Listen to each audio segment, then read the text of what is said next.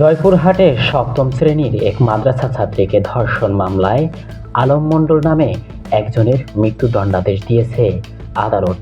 একই সঙ্গে তাকে 1,00,000 টাকা জরিমানাও করা হয়েছে। সোমবার বিকেল 3:30টার দিকে শিশু সহিংসতা দমন ট্রাইব্যুনাল আদালতের বিচারক জেলা ও দায়রা জজ আব্দুর রহমান এই আদেশ দেন।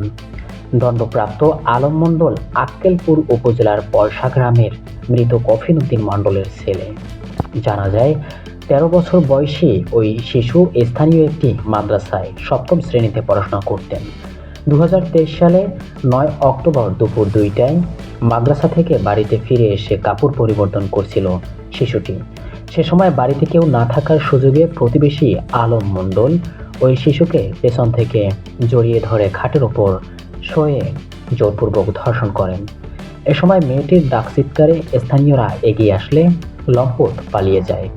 পরে মেয়েটি তার পরিবারের কাছে সব ঘটনা খুলে বলেন। এ ঘটনায় 11 অক্টোবর ভুক্তভোগীর বাবা বাদী হয়ে আক্কেলপুর থানায় একটি ধর্ষণ মামলা দায়ের করেন। দীর্ঘদিন পরে এ মামলার শুনানি শেষে আজ আদালত এ রায় প্রদান করেন।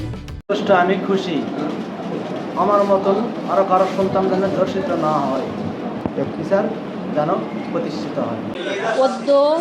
13/7/2026 তারিখে শিশু সহিংসতা দমন ট্রাইব্যুনালে একটা ধর্ষণ মামলার রায় প্রদান করা হয়। এই রায় প্রদান করেন বিজ্ঞ বিচারক শিশু সহিংসতা দমন ট্রাইব্যুনালের বিজ্ঞ বিচারক আব্দুর রহমান, জেলা ও দায়রা জজ। উনি এই রায় প্রদান করেন। রায়ে আসামির মৃত্যুদণ্ড এবং 1 লক্ষ টাকা জরিমানা দেওয়া হয়। এই মামলাটা 23 সালের একটা মামলা, ধর্ষণের একটা মামলা। ভিকটিমের বয়স ছিল 13 বছর আর আসামির বয়স ছিল 55 বছর। তো দীর্ঘদিন ধরে এই মামলাটা পরিচালনা করার পর আমরা আজকে রায় পেয়েছি। এই রায়ের মাধ্যমে সমাজের কাছে আমার একটা মেসেজ, সে মেসেজটা হচ্ছে এই: কোনো রেপিস্ট কারো ভাই, কারো পিতা, কারো স্বামী বা কোনো কিছুই হতে পারে না। সে শুধু অপরাধী।